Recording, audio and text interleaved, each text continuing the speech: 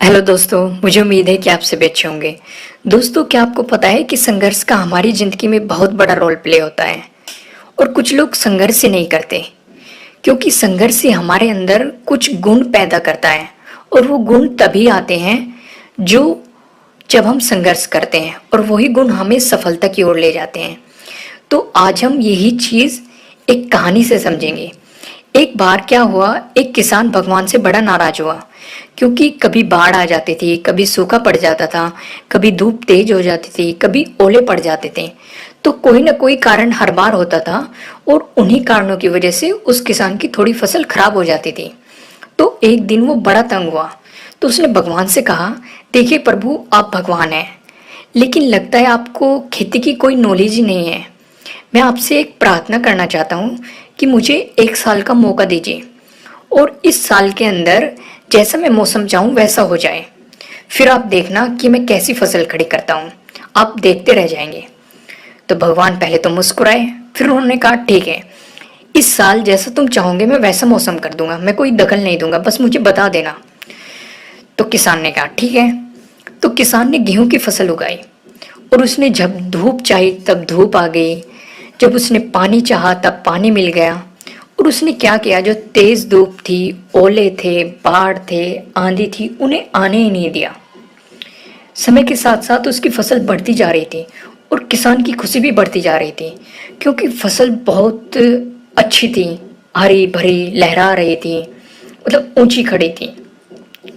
तो किसान मनी मन सोच रहा था कि अब भगवान को पता चलेगा कि फसल कैसी होती है और भगवान मेरी फसल देखते ही रह जाएंगे, बेकार ही, मतलब इतने वर्षों से हमें परेशान कर रहे थे। तो वो वक्त आ गया जिसका भगवान इंतजार कर रहा था क्योंकि ये फसल काटने का समय था और किसान बड़ा गर्व महसूस कर रहा था और वो बड़े गर्व के साथ फसल काटने गया। लेकिन जैसे ही फसल काटने लगा, एकदम से दुख के साथ छाती पे हाथ रख के बैठ गया और उसने कहा कि भगवान, ये क्या हो गया, क्योंकि गेहूं के अंदर कोई, गेहूं की जो बाली होती है उनके अंदर गेहूं ही नहीं थे। बाली जो होती है जिसके अंदर गेहूं बनता है, तो कोई गेहूं ही नहीं था, सारी बाली अंदर से खाली थी। तो किसान बड़ा दुखी हुआ, उसने भगवान से पूछा कि भगवान, ये क्या हुआ। तब भगवान बोले, ये तो होना ही था, तुमने जो पौधे थे उन्हें संघर्ष ही नहीं करने दिया, उन्हें संघर्ष करने का मौका ही नहीं दिया, न तो उन्हें तेज धूप में तपने दिया, न आंधी ओलों से उन्हें जूझने दिया, न उनको किसी प्रकार की, मतलब जो चुनौती थी उनका एहसास होने दिया तुमने। तो इसलिए सब पौधे अंदर से खोखले रह गए क्योंकि जब आंधी आती है, तेज बारिश होती है, ओले गिरते हैं, तब पौधे अपने बल से ही खड़े होते हैं। वो अपना अस्तित्व बचाने के लिए संघर्ष करते हैं और इस संघर्ष से जो बल पैदा होता है उसी से उन्हें शक्ति मिलती है, ऊर्जा मिलती है और वो उन्हीं के कारण बीज बनते हैं, वो गेहूं बनते हैं। जैसे मैं आपको दोस्तों यहाँ पे एक और एग्जांपल बताता हूँ। जैसे सोना है, सोने को भी जब कुंदन बनाते हैं तो उसे आग में तपाते हैं, हथौड़ी से पीटते हैं और उसे गलाते भी हैं, पिघलाते भी हैं, मतलब उसे बहुत सारी चुनौतियों से गुजरना पड़ता है, तभी वो इतना अच्छा बन पाता है, इतना आकर्षित बन पाता है और इतना अनमोल बन पाता है। तो दोस्तों, उसी तरह हमारी जिंदगी भी है। अगर हमारी जिंदगी में संघर्ष ना हो, चुनौतियां ना हो, तो आदमी भी उसी बीज की तरह खोखला रह जाता है अंदर से। उसके अंदर कोई गुण ही नहीं आ पाता क्योंकि उसने किसी भी संघर्ष का सामना नहीं किया और ना ही इंसान को सफलता के रास्ते मिल पाते, उसे, मतलब ना ही वो प्रतिभाशाली बन पाता।